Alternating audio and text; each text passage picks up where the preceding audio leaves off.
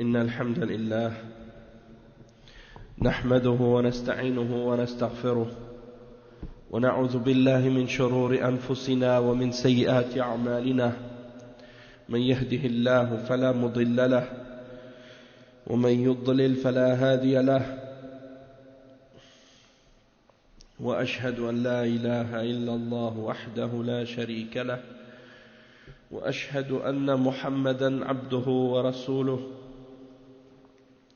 يا أيها الذين آمنوا اتقوا الله حق تقاته ولا تموتن إلا وأنتم مسلمون يا أيها الناس اتقوا ربكم الذي خلقكم من نفس واحدة وخلق منها زوجها وبث منهما رجالا كثيرا ونساء واتقوا الله الذي تساءلون به والأرحام إن الله كان عليكم رقيبا يا أيها الذين آمنوا اتقوا الله وقولوا قولا سديدا يصلح لكم أعمالكم ويغفر لكم ذنوبكم ومن يطع الله ورسوله فقد فاز فوزا عظيما أما بعد إن خير الكلام كلام الله وخير الهدي هدي محمد صلى الله عليه وسلم وإن شر الأمور محدثاتها وكل محدثة بدعة وكل بدعة ضلالة وكل ضلالة في النار أما بعد. Donc on continue notre cours dans Tafsir al-Baqarah de Cheikh Salih al-Fawzan hafizahullah ta'ala. Et aujourd'hui on est arrivé au cours numéro 63. Donc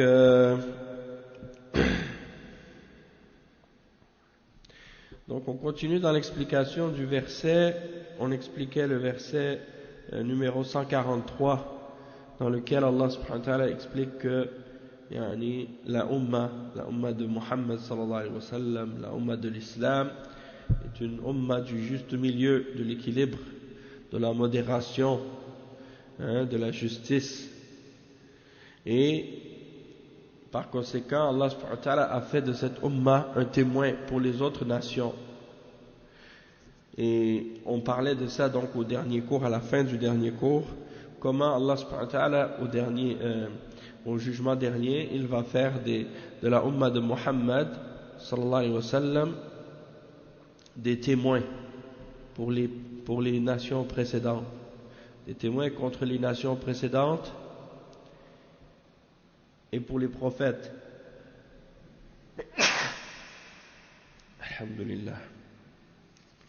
Donc le cheikh il dit وكذلك يدخل في قوله تعالى لتكونوا شهداء على الناس يدخل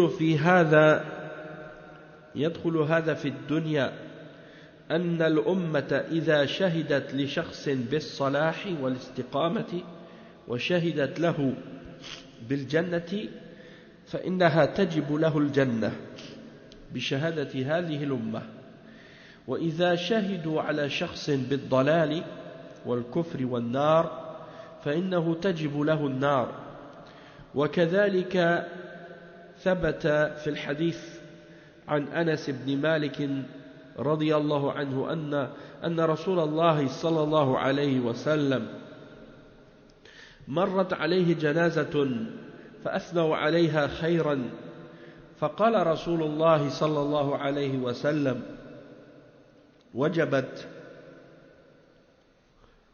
ثم مر عليه بجنازة أخرى فأثنوا عليها شرا فقال رسول الله صلى الله عليه وسلم وجبت ثم قال أنتم شهداء الله في الأرض رواه البخاري ومسلم.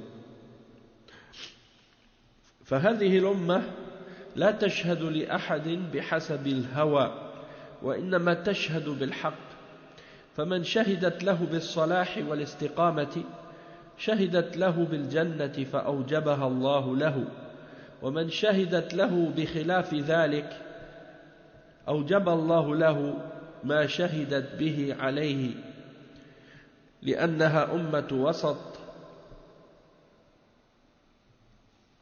Donc le cheikh il explique que De même que dans la signification du verset litakunu shuhada'a 'ala an-nas, pour que vous soyez des témoins contre les hommes, on peut faire rentrer dans ça également le fait que dans cette dunya, si cette umma a témoigné pour quelqu'un qu'elle était dans la bonté, la vertu, la droiture, hein, c'est comme si ils avaient témoigné que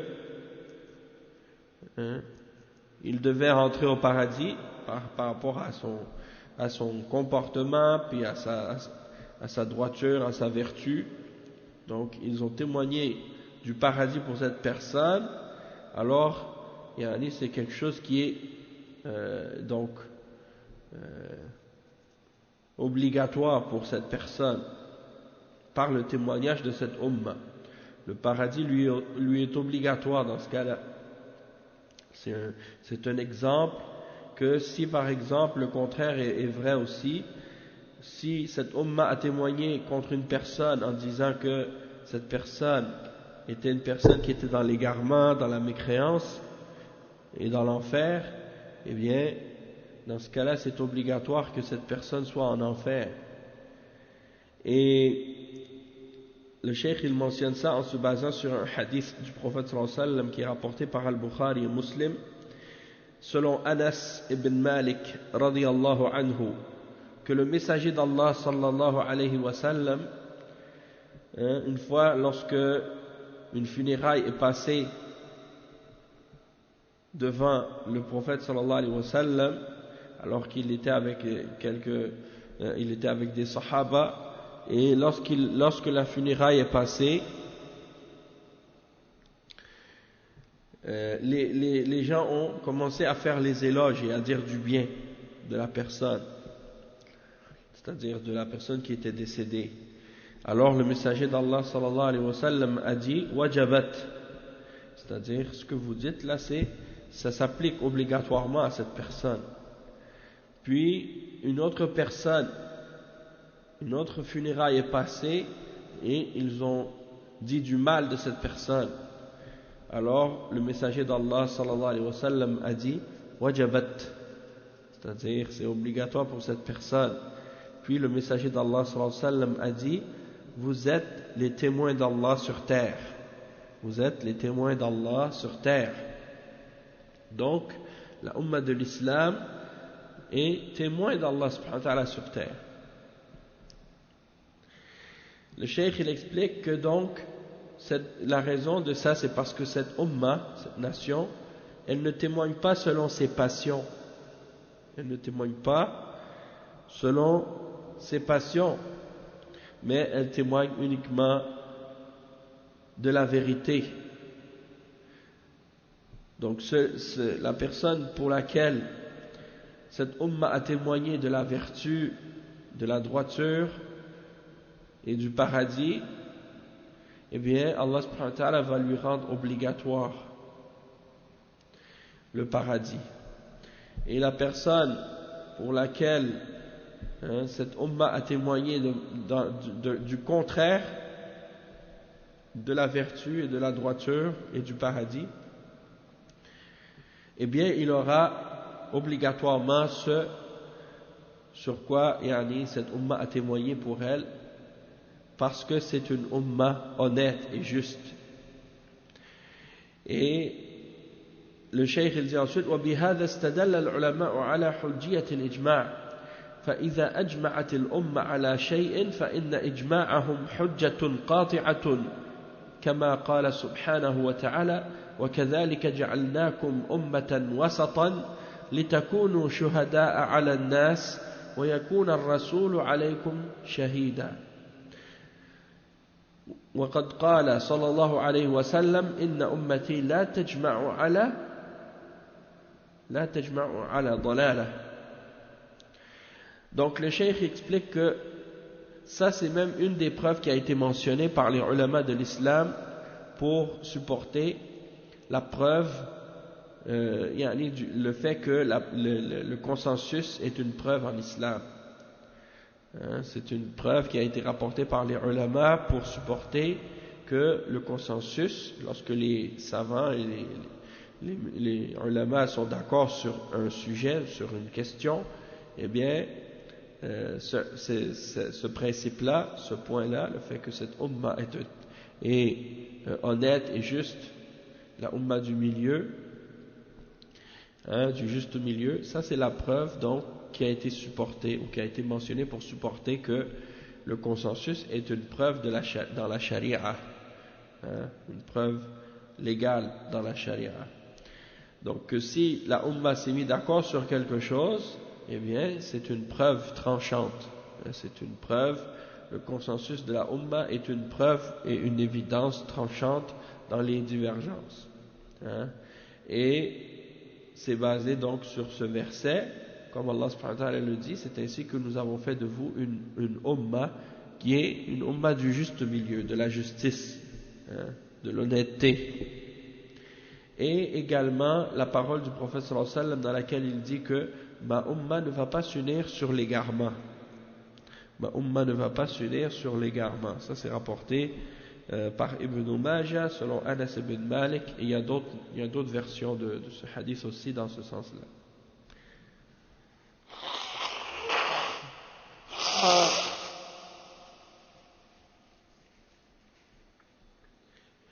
Et ensuite le cheikh il explique et il dit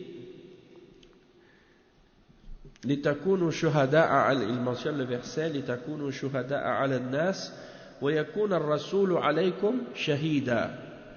الرسول أي محمد صلى الله عليه وسلم عليكم شهيدا، يعني يشهد الرسول صلى الله عليه وسلم لهذه الأمة بالوسطية والصلاحية، وأن شهادتها حق يوم القيامة فيزكيهم صلى الله عليه وسلم. وكذلك يشهد الرسول صلى الله عليه وسلم على من عاند وكفر وعصى.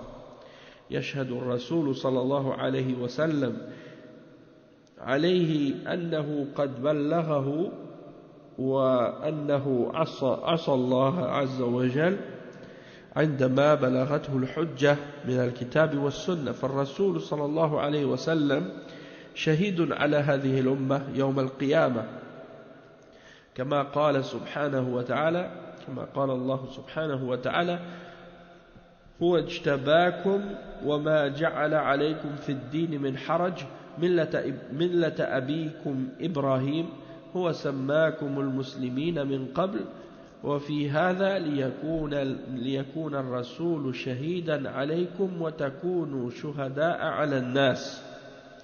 فالأمة تشهد على الناس والرسول صلى الله عليه وسلم يشهد على هذه الأمة.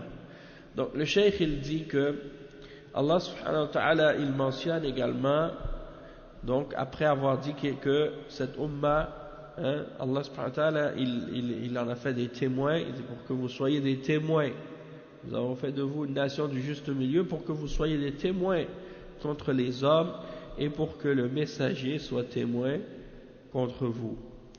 Et le messager sallallahu alayhi wa sallam c'est Muhammad alayhi salatu wa salam, et alaykum shahidan, yani le messager sallallahu alayhi wa sallam il va témoigner donc pour cette umma par rapport à sa justesse et le fait que cette umma est dans le juste milieu et qu'elle est loin des extrémismes et qu'elle est dans la vertu, et il va également témoigner pour cette umma du fait que son témoignage est véridique, est un témoignage de vérité au jour de la résurrection, et donc il va leur faire une recommandation, il va mentionner le fait qu'ils sont dans le bien, il va leur faire une tazkiyah et il va les purifier dans ce sens-là. Et de même que le messager sallallahu alayhi wa sallam va aussi témoigner contre celui qui a renié la foi, qui s'est opposé et qui a rejeté, qui a renié et qui a désobéi à Allah subhanahu wa ta'ala. et le messager donc va témoigner que le message a été transmis et que cette personne a désobéi à Allah après avoir reçu la preuve du Coran et de la Sunna. Donc, le messager sera un témoin contre cette umma au jour de la résurrection, comme Allah subhanahu wa ta'ala le mentionne dans le Coran, surat Al-Hajj. Le Cheikh il a cité le verset 78 dans surat Al-Hajj, dans lequel Allah subhanahu wa ta'ala dit: c'est lui qui vous a élu. Allah subhanahu wa ta'ala, il ne vous impose aucune gêne dans la religion, celle de votre père Abraham, lequel vous a déjà nommé musulman, les musulmans, soumis, muslimin. Avant ce livre, il vous a déjà nommé musulman avant ce livre et dans ce livre, afin que le messager soit témoin contre vous et que vous soyez vous-même témoin contre les gens. Donc ça c'est le verset en question. Et donc 78 dans Surat Al-Hajj.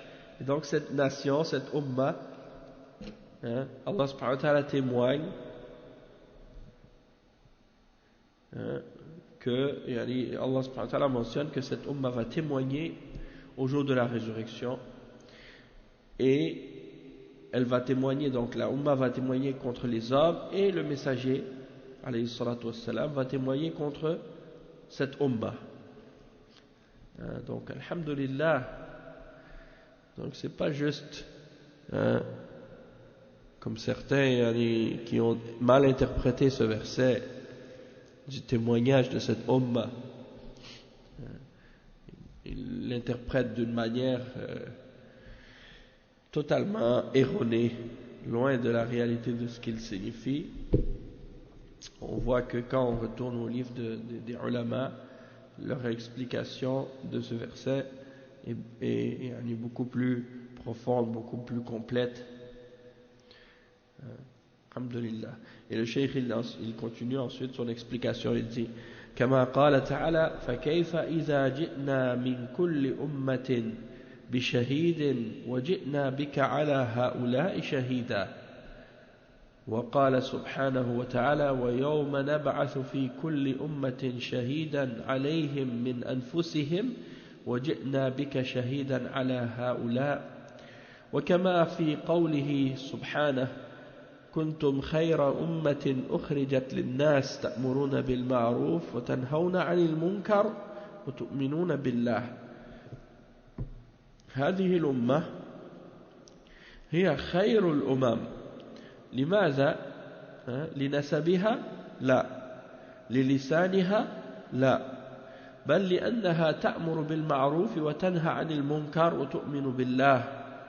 لهذه الصفات استحقت أن تكون خير أمة أخرجت للناس. فهذه الآية فيها فضل هذه الأمة ومكانتها بين الأمم ومكانتها عند الله سبحانه وتعالى. Donc le cheikh il explique que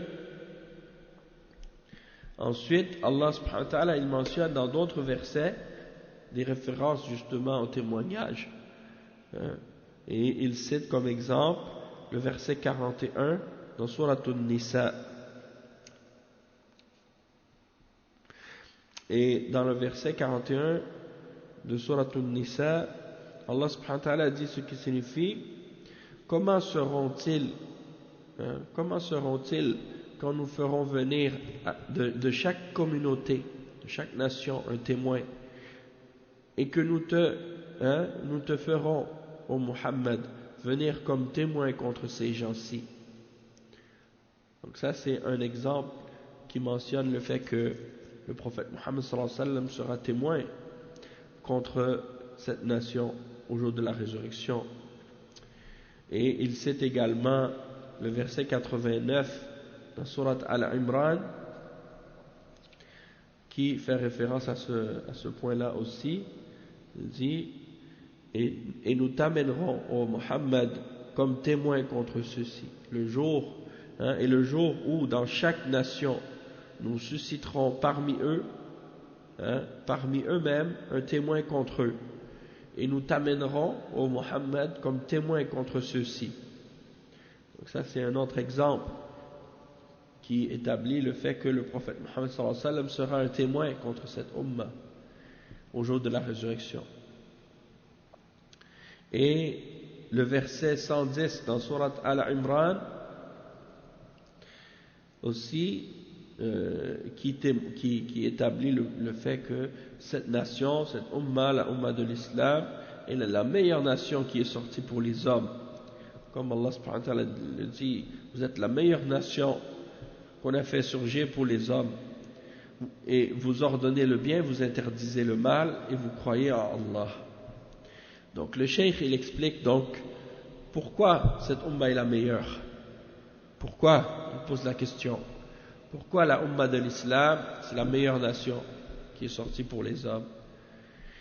Il dit est-ce que c'est à cause de sa généalogie, de ses origines? Non.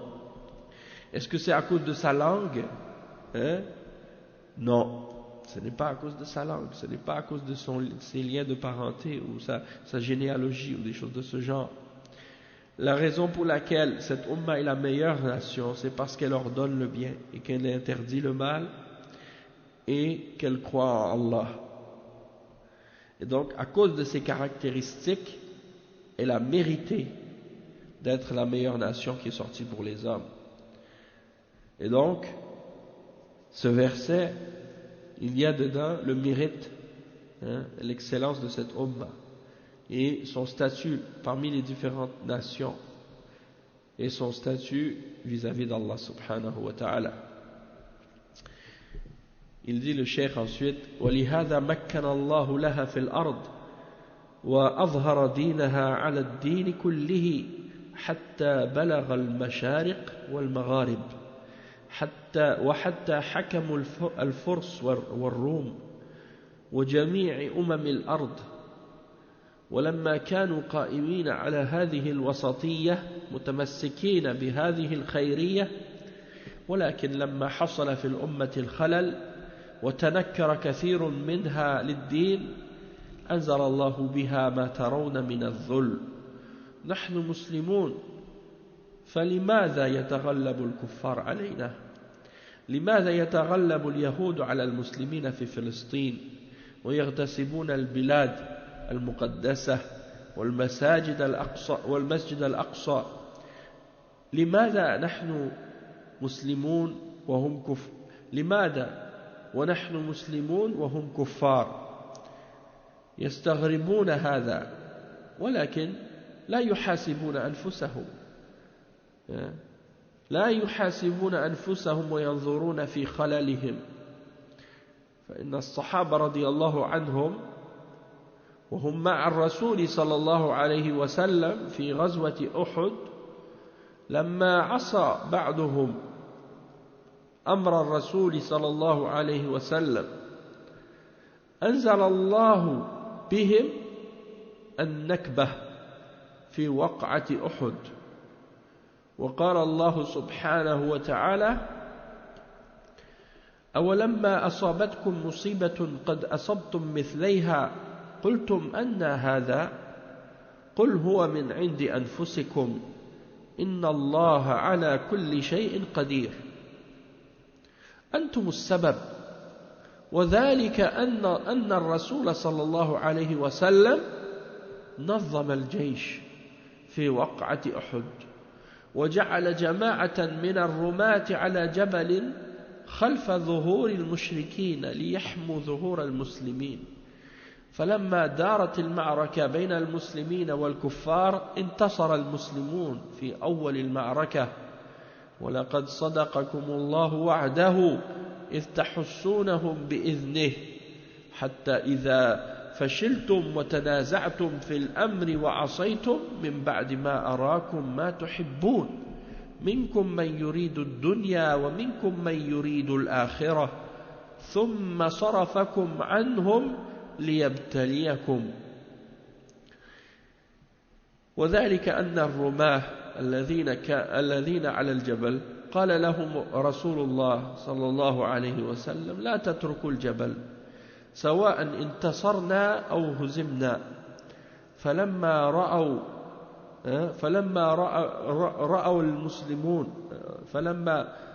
رأوا المسلمين انتصروا وصاروا يجمعون الغنائم والمغانم، قالوا ننزل، يظنون أن المعركة انتهت. قالوا ننزل ونساعد إخواننا في جمع الغنائم. فقال لهم قائدهم عبد الله بن جبير رضي الله عنه: أليس الرسول صلى الله عليه وسلم قال: لا تتركوا الجبل سواء انتصرنا أو هزمنا؟ ولكنهم نزلوا وخالفوا أمر الرسول صلى الله عليه وسلم. فعند ذلك الكفار من وراء الجبل وجدوه خاليا، وانقضوا على المسلمين من خلف ظهورهم، فوقع المسلمون بين الكفار من الخلف والأمام. دارت المعركة من جديد، واستشهد من المسلمين 70 شهيدا من خيارهم، وشج النبي صلى الله عليه وسلم وكسرت رباعيته ووقع في حفرة.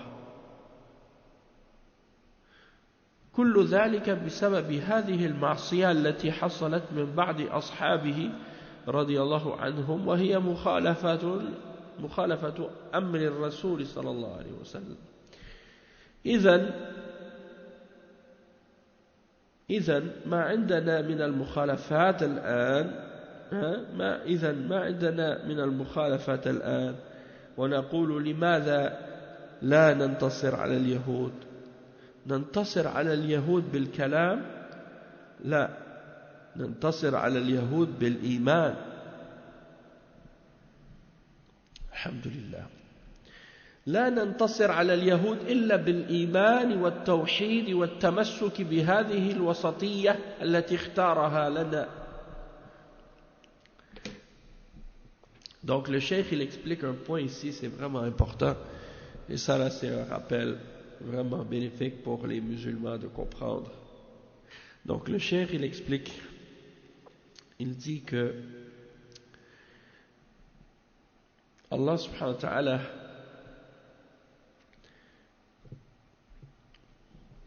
le cheikh il explique ça,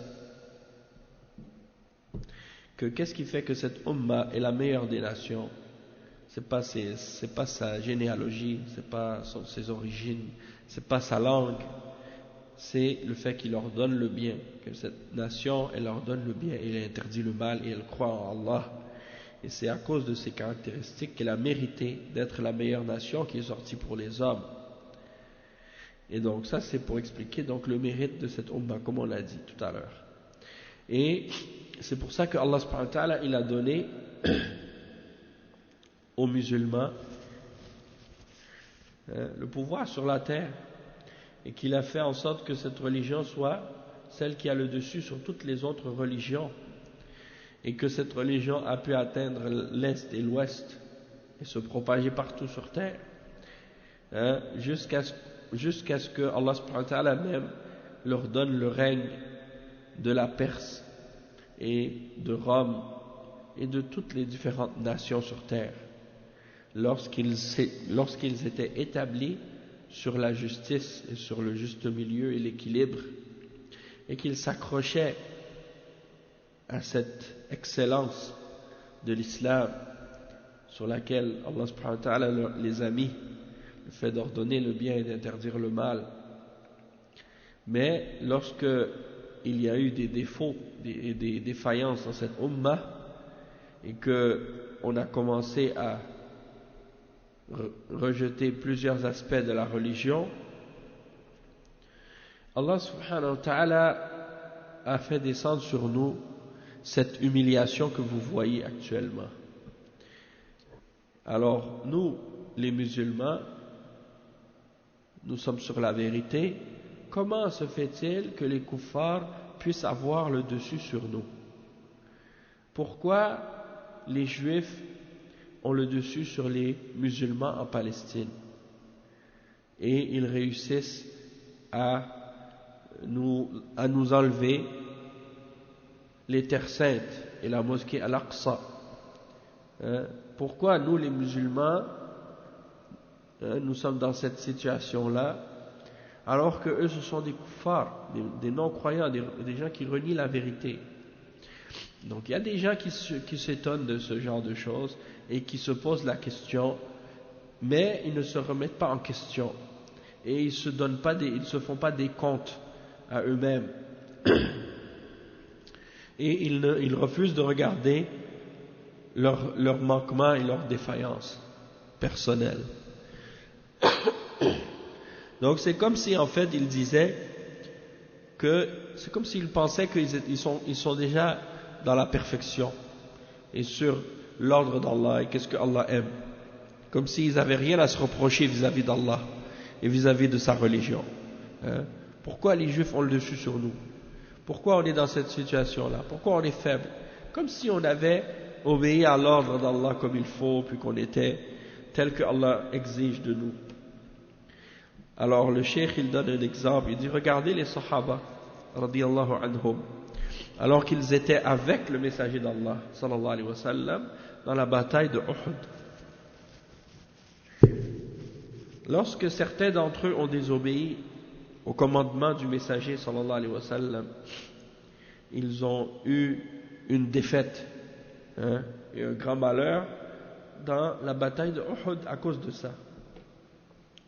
Et le cheikh il cite comme référence à cette bataille le verset 165 dans Surat Al-Imran, dans lequel Allah subhanahu wa ta'ala dit ce qui signifie quoi, quand un malheur vous atteint mais vous en avez déjà infligé jadis le double, vous dites d'où vient cela? Réponds-leur, il vient de vous-même, ce malheur. Certes, Allah est omnipotent. Donc le cheikh il explique ce verset en disant, en réalité, vous dites d'où vient ce malheur? C'est de vous-même, vous êtes la cause de ce malheur. Pourquoi? Parce que le messager d'Allah sallallahu alayhi wa sallam avait organisé l'armée dans la bataille de Uhud et il avait placé sur une petite colline des archers pour protéger le derrière des musulmans, pour protéger le dos des musulmans, pour ne pas que l'armée des kuffars, des mushrikines attaque les musulmans par derrière. Donc le prophète sallallahu alayhi wa sallam les a placés dans un endroit stratégique sur cette colline avec les arcs et les flèches pour être prêts à les attaquer si jamais ils essayaient d'attaquer les musulmans par derrière. Et lorsque la bataille a eu lieu et que les musulmans ont commencé à avoir la victoire, la bataille semblait bien se passer et les mushrikines commençaient à prendre la fuite. Qu'est-ce qui est arrivé? Allah subhanahu wa ta'ala il fait référence à cet événement-là dans Surat Al-Imran, le verset 152, dans lequel il dit ce qui signifie: et certes Allah a tenu sa promesse envers vous quand par sa permission vous les tuiez sans relâche jusqu'au moment où vous avez fléchi et vous vous êtes disputé à propos de l'ordre donné et vous avez désobéi après qu'il vous eut montré la victoire que vous aimez. Il y en a parmi vous qui désiraient la vie d'ici-bas et il y en était parmi vous qui désiraient l'au-delà. Puis il vous a fait reculer devant eux afin de vous éprouver, et certes il vous a pardonné. et Allah est détenteur de la grâce envers les croyants. Donc tout ça c'était bien entendu, comme Allah subhanahu wa ta'ala il le dit dans le verset, liyabtaliyakum, c'est pour vous mettre à l'épreuve. Yani iz tahussunahum, tahussun yani taqtulunahum. Donc le cheikh il explique que la montagne sur laquelle le prophète sallallahu alayhi wa sallam avait placé les archers avec les flèches, les arcs et les flèches, le prophète sallallahu alayhi wa sallam leur a dit de façon explicite: n'abandonnez pas la colline, n'abandonnez pas cette place, peu importe que nous ayons la victoire ou que nous ayons la défaite, vous restez à cet endroit-là, vous ne bougez pas. Hein? Et lorsque les musulmans ont vu la victoire, et ils ont vu que les musulmans commençaient à ramasser le butin, hein, et les butins de guerre, eh bien, ils sont descendus, ils ont désobéi à l'ordre. Ils ont cru que la bataille était finie. Hein, ils ont cru que la bataille était finie. Et Abdullah ibn Jubayr, c'est lui qui a rappelé aux autres. Hein, il était parmi les archers. Hein, ils ont dit, lorsque les autres ont dit, allez descendons, allons aider nos frères à ramasser le butin. Hein, et Abdullah ibn Jubayr a dit, radiyallahu anhu, n'est-ce pas que le messager, sallallahu alayhi wa sallam, nous avait dit de ne pas abandonner notre position sur la colline, qu'on ait la victoire ou qu'on ait la défaite? Mais ils sont descendus quand même, ils ont désobéi à l'ordre du messager sallallahu alayhi wa sallam. Alors à ce moment-là, hein, les kuffars ont fait le tour de la colline et ils ont trouvé l'espace, hein, l'endroit n'était pas protégé, et ils se sont donc repliés sur les musulmans par derrière, et les musulmans étaient donc maintenant entre les kuffars de par devant et par derrière. Donc ils étaient encerclés. Et beaucoup de musulmans sont morts dans cette bataille. On dit 70 musulmans sont morts martyrs dans cette bataille, parmi les meilleurs d'entre les musulmans. Et même que le messager d'Allah sallallahu alayhi wa sallam a été blessé, et que deux de ses dents sont cassées. Et il est tombé dans un trou à un moment donné même pendant la bataille. Donc le cheikh il dit كل ذلك بسبب هذه المعصية التي حصلت من بعض أصحابه رضي الله عنهم وهي مخالفة أمر الرسول صلى الله عليه وسلم. Donc le cheikh il explique, il dit que tout ça c'est à cause de la désobéissance qui s'est produite de la part de certains de ses compagnons radiyallahu anhum, et c'est une désobéissance à l'ordre du messager sallallahu alayhi wa sallam. Donc combien de désobéissances avons-nous aujourd'hui? Hein? Combien de désobéissances nous aujourd'hui les musulmans on a désobéi le messager sallallahu alayhi wa sallam? Et après on se demande pourquoi on n'a pas la victoire sur les juifs. Hein? Est-ce que c'est avec la parole qu'on va être capable d'avoir la victoire sur les juifs? Il dit on ne va pas avoir la victoire sur les juifs excepté avec la foi, avec le tawhid, la foi en l'unicité d'Allah, l'établissement du tawhid et le fait de s'accrocher à ce juste milieu, à cet équilibre, l'islam du juste milieu que Allah subhanahu wa ta'ala a choisi pour nous. Donc c'est pas avec des slogans ou des belles paroles, comme certains, Allah al-Musta'an. Il dit أليس كثير من المسلمين لا يصلون ويتركون الصلاة عمدا قال صلى الله عليه وسلم بين الرجل وبين الشرك والكفر ترك الصلاة وقال عليه الصلاة والسلام العهد الذي بيننا وبينهم الصلاة فمن تركها فقد كفر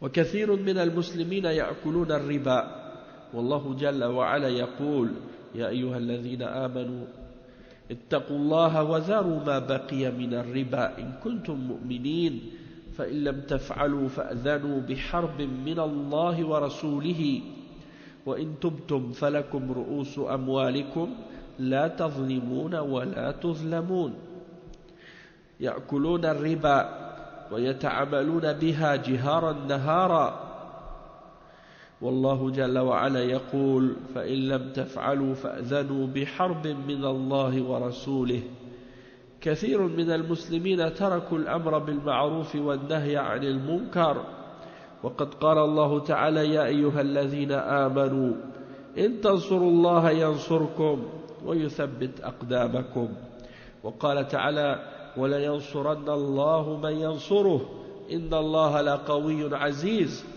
الذين إن مكناهم في الأرض أقاموا الصلاة وأتوا الزكاة وأمروا بالمعروف ونهوا عن المنكر ولله عاقبة الأمور.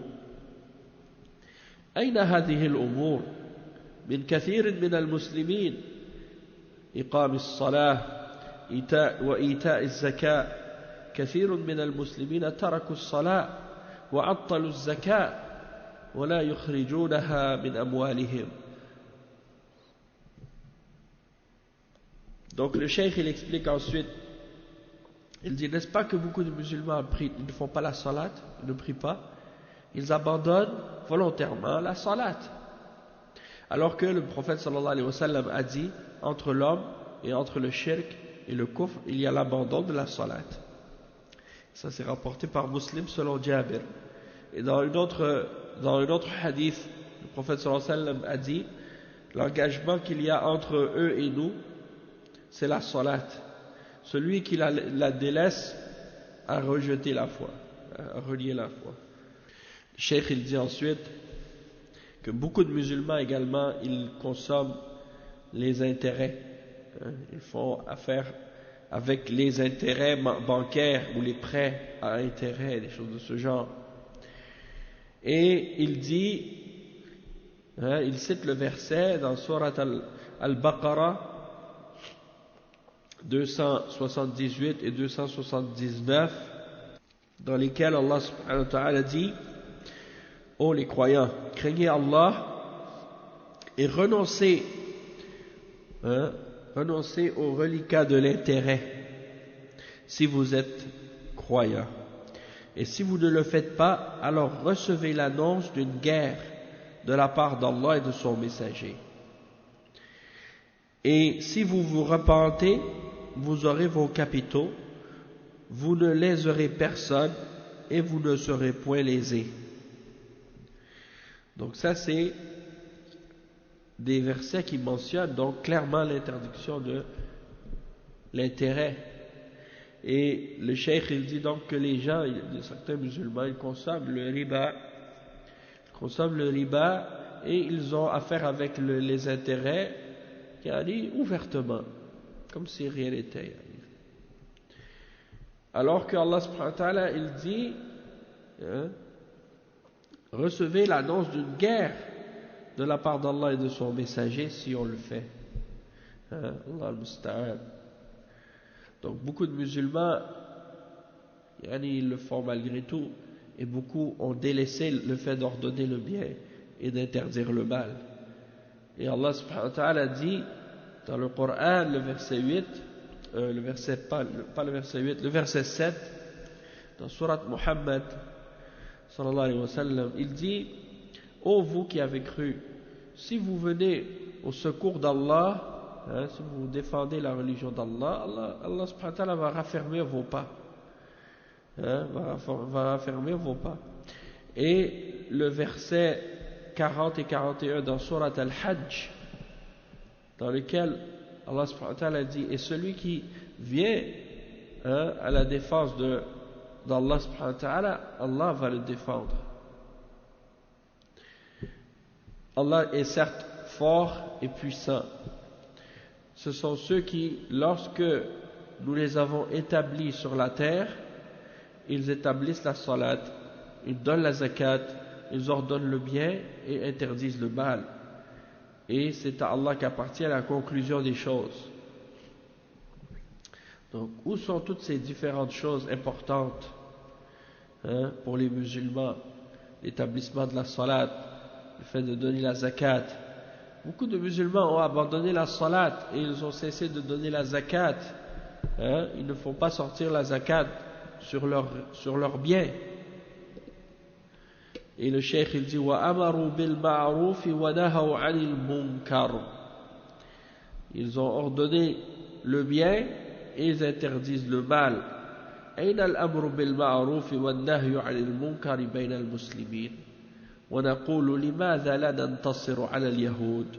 ولماذا يتغلب اليهود علينا؟ كثير من حكام المسلمين يحكمون بغير ما أنزل الله، وقد قال صلى الله عليه وسلم: وما لم تحكم أئمتهم بكتاب الله ويتخيروا مما أنزل الله إلا جعل الله بأسهم بينهم.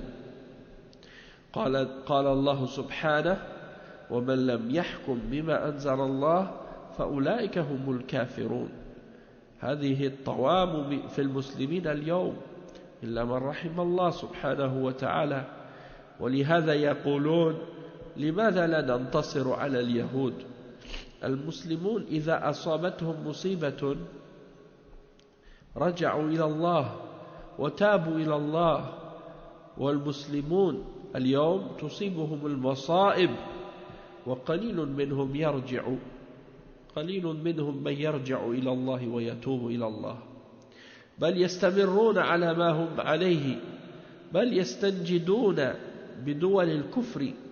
يعني المسلمون إذا اعتدى عليهم كافر راحوا يستنجدون بالكفار وبمجلس الأمن وبالأمم المتحدة وإلى حقوق الإنسان، ما يلجؤون إلى الله سبحانه وتعالى ويتوبون إليه ويراجعون أنفسهم ويعدلون من أخطائهم، بل يلجؤون إلى أعدائهم من الكفار كشكوى المريض أو شكوى الجريح إلى النسور والرخم.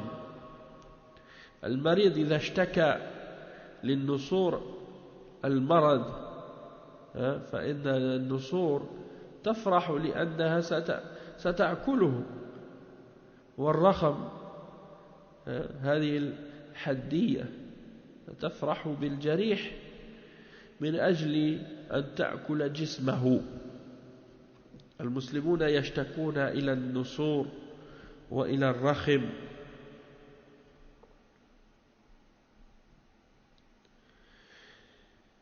أي نعم، إلى الأعداء وإلى الكفار، إلى هيئة الأمم المتحدة، إلى حقوق الإنسان، إلى الدول الكافرة، يطلبون منهم النصر.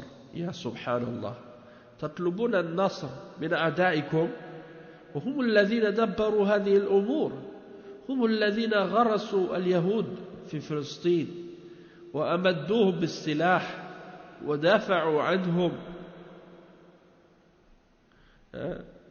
وأنتم تشتكون اليهود إليهم. أين واقع المسلمين اليوم؟ والله جل وعلا يقول: وكذلك جعلناكم أمة وسطا لتكونوا شهداء على الناس ويكون الرسول عليكم شهيدا. Non, donc je vais traduire cette partie. Le cheikh il explique, il dit donc qu'Allah subhanahu wa ta'ala décrit cette umma comme étant ceux qui ordonnent le bien et qui interdisent le mal. Et où est l'ordonnance du bien et l'interdiction du mal parmi les musulmans aujourd'hui? Et après les gens ils se posent la question, pourquoi on n'a pas la victoire sur les juifs? Pourquoi on n'est pas capable d'avoir la victoire sur les juifs? Et pourquoi les juifs ont la victoire sur nous? Et il dit que beaucoup des dirigeants musulmans, ils jugent par autre que ce que Allah a révélé. Il dit, il mentionne le hadith dans lequel le messager d'Allah sallallahu alayhi wa sallam a dit que وَمَا لَمْ تَحْكُمْ أَئِمَّتُكُمْ بِكِتَابِ اللَّهِ, c'est-à-dire tant que vos dirigeants ne jugeront pas par le livre d'Allah et qu'ils ne vont pas choisir il y a des décisions selon ce que Allah a choisi, selon ce qui a été révélé, excepté que Allah subhanahu wa ta'ala va les frapper les uns contre les autres, ou va les frapper entre eux. Donc c'est ça la parole du prophète sallallahu alayhi wa sallam à ce sujet, qui est rapporté par Ibn Omar, selon Ibn Omar, par Ibn Majah, l'imam Ibn Majah. Donc le fait de ne pas juger par la révélation d'Allah, ça c'est grave, puisque Allah subhanahu wa ta'ala mentionne dans le verset 44 dans Surat Al-Ma'ida, et quiconque ne juge pas selon ce que Allah a révélé, alors ceux-là sont les kafiroun, sont les mécréants. Donc ça c'est bien entendu selon l'explication des ulama et les détails de cette parole d'Allah subhanahu wa ta'ala dans le Coran, puisque ça peut être une mécréance majeure ou ça peut être une mécréance mineure selon le cas, selon la situation de la personne. Donc mais c'est pour dire que dans tous les cas c'est quelque chose qui est grave, qu'on ne se réfère pas à la révélation d'Allah subhanahu wa ta'ala pour juger lorsqu'on a une décision à prendre. Et donc tous ces malheurs là qui frappent les musulmans aujourd'hui, excepté ceux à qui Allah subhanahu wa ta'ala a fait miséricorde, puis après on les entend que par la suite ils posent la question, mais pourquoi on n'a pas la victoire contre les juifs? Les musulmans qui ont été frappés par un malheur, ils doivent revenir à Allah subhanahu wa ta'ala et se repentir de leurs péchés. Mais aujourd'hui, de nombreux malheurs touchent les musulmans et très peu d'entre eux reviennent à Allah en repentance. Et qu'est-ce qu'ils font? Au lieu de se repentir, ils persistent et ils continuent dans ce qu'ils font, comme désobéissance. Et au lieu de se repentir, ils demandent le secours et l'aide des pays de la mécréance, des pays du kufr. Donc les musulmans, lorsque un non-croyant transgresse contre eux, qu'est-ce qu'ils font? Ils s'en vont voir les kuffars, les mécréants, et ils vont dans les conseils de sécurité, les Nations Unies, les droits de l'homme, ils s'en vont là-bas, et au lieu de chercher le refuge en Allah et de chercher le support d'Allah subhanahu wa ta'ala et l'aide d'Allah et de se repentir de leurs péchés et de revoir leur situation, de se faire des comptes à eux-mêmes pour se corriger dans leurs erreurs et d'admettre leurs torts, non, ils se réfugient et ils cherchent de l'aide chez leurs ennemis parmi les kuffars. C'est comme le malade ou le blessé qui se plaint au vautour.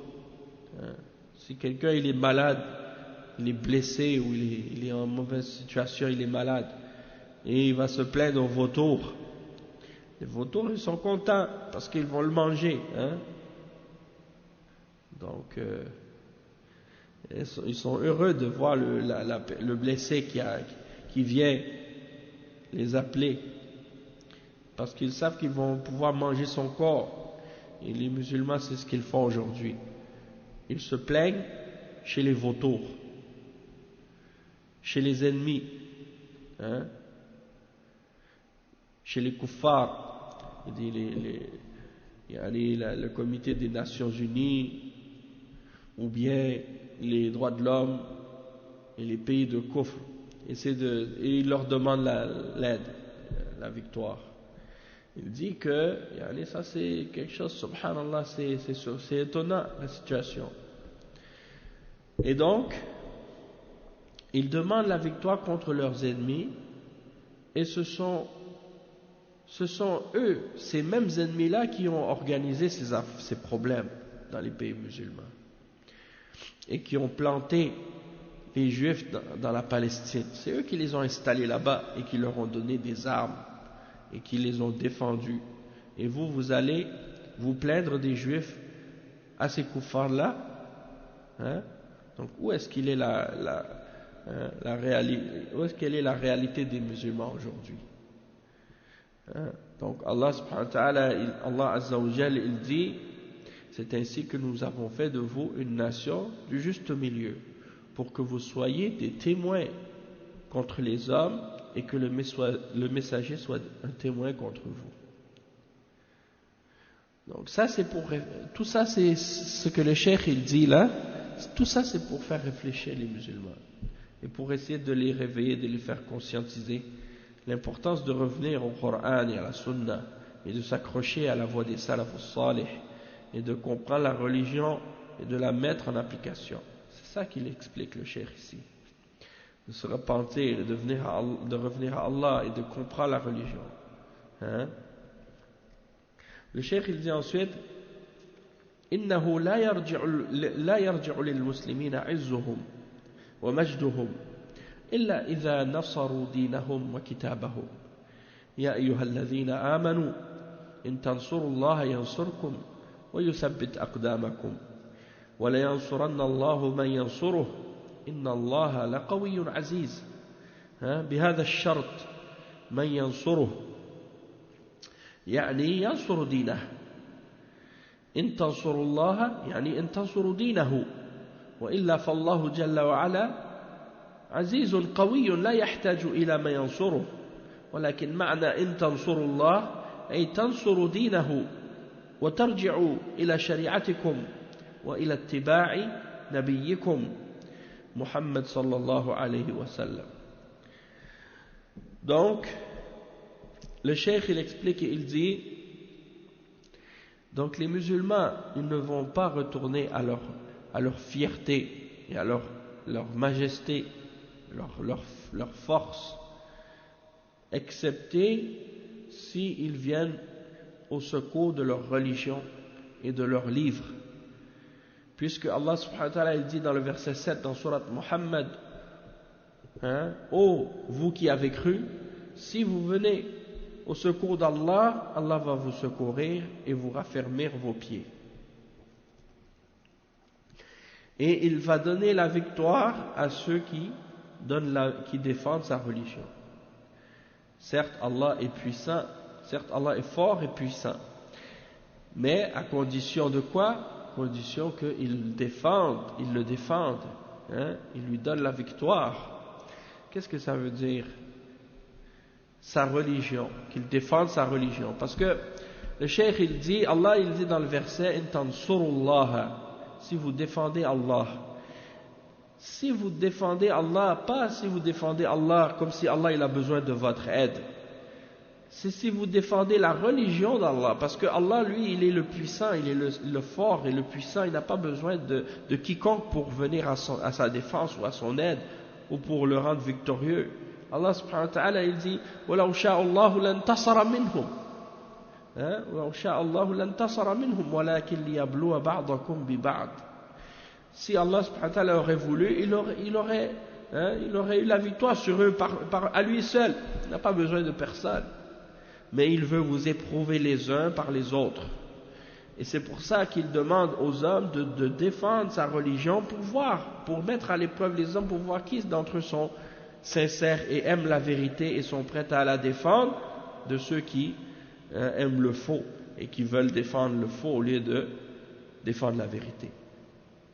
In tansurullah, yani, si vous venez au secours et à la défense de sa religion, c'est-à-dire sa religion, parce que défendre Allah, Allah n'a pas besoin de votre défense, n'a pas besoin de votre secours, n'a pas besoin de quoi que ce soit, il est le puissant et le fort. Mais il vous teste, il vous demande de venir à la défense de sa religion, et si vous venez à l'aide de sa religion, c'est lui qui va vous aider. C'est lui qui va vous aider. Et comment vous faites pour défendre sa religion? C'est en revenant à sa législation. Et qu'est-ce qu'il vous a ordonné d'établir et d'appliquer et de suivre en suivant votre prophète Muhammad sallallahu alayhi wa sallam.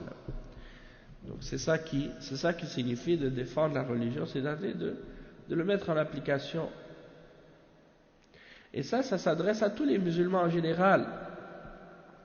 C'est-à-dire les dirigeants et les dirigés.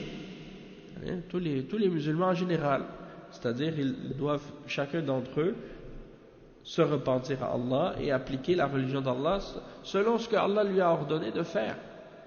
Les dirigeants, ils ont leur rôle, et les dirigés, ils ont leur rôle.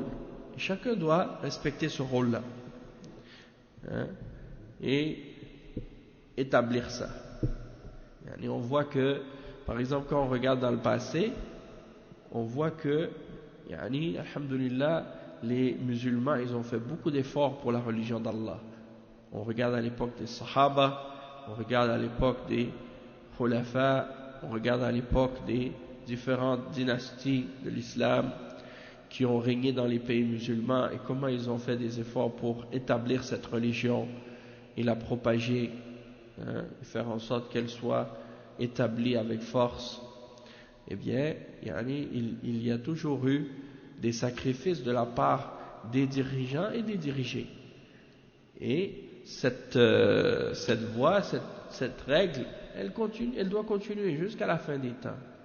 Et malgré notre faiblesse aujourd'hui, la faiblesse des musulmans dans le monde aujourd'hui, eh bien, alhamdulillah, il y a toujours du bien qui en découle et qui sort. Même alhamdulillah, certains aujourd'hui,